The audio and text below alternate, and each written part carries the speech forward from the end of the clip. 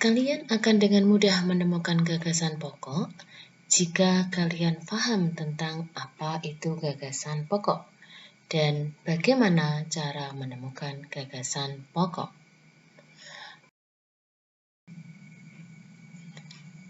Apa itu gagasan atau ide pokok? Ya, gagasan pokok adalah masalah utama yang dibahas dalam paragraf atau ide awal untuk membentuk paragraf yang utuh. Kalian harus mencari kata kuncinya. Kata kuncinya adalah paragraf itu membahas tentang apa, atau paragraf itu tentang menceritakan apa. Apa nama lain dari gagasan pokok? Gagasan pokok nama lainnya adalah gagasan utama, pikiran pokok, ide pokok, atau pokok pikiran. Nah, bagaimana cara menemukan gagasan pokok? Di sini ada 4 cara dalam menemukan gagasan pokok. Yang pertama, ambil langsung dari kalimat utamanya.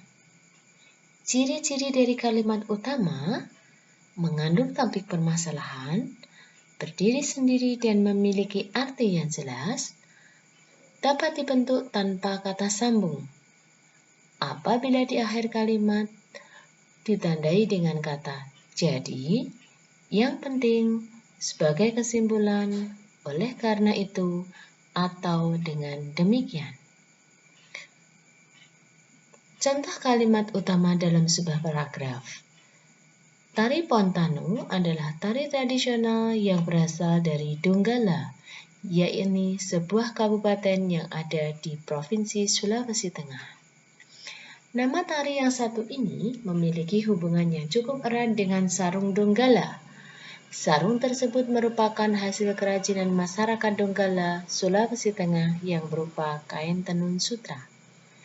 Kira-kira kalimat utamanya yang mana ya? Iya, benar.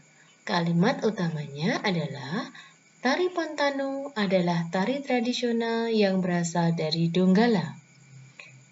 Maka ide pokoknya diambilkan dari kalimat utamanya, menjadi Tari Pontanu adalah tari tradisional yang berasal dari Donggala. Cara yang kedua, dengan mengurangi kata dalam kalimat utama. Masih seperti paragraf yang tadi, maka kalimat utamanya adalah Tari Pontanu adalah tari tradisional yang berasal dari Donggala. Kita kurangi kata adalah tari tradisional yang, maka berubah menjadi Tari Pontanu berasal dari Donggala.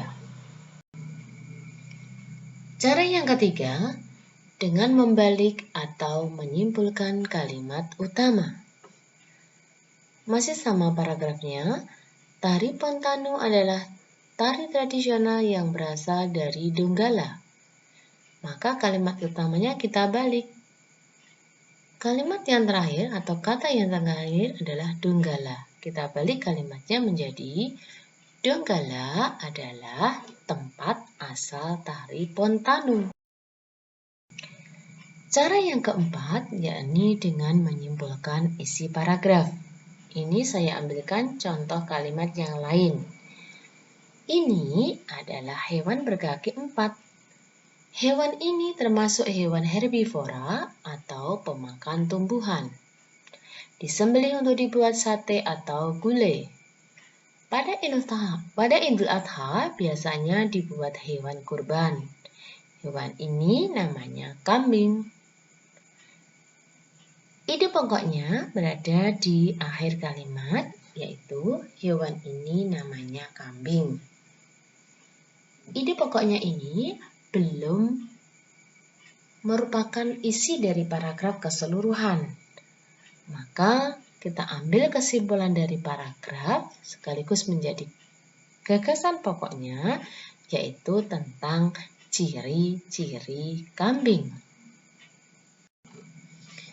Nah, kesimpulannya, Cara menemukan ide pokok yang pertama, mengambil langsung dari kalimat utama.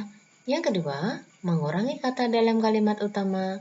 Yang ketiga, membalik atau menyimpulkan kalimat utama. Dan yang terakhir, 4. Menyimpulkan isi paragraf.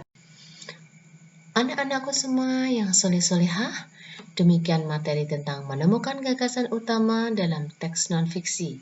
Semoga bermanfaat ya. Sampai jumpa pada materi berikutnya. Wassalamualaikum warahmatullahi wabarakatuh.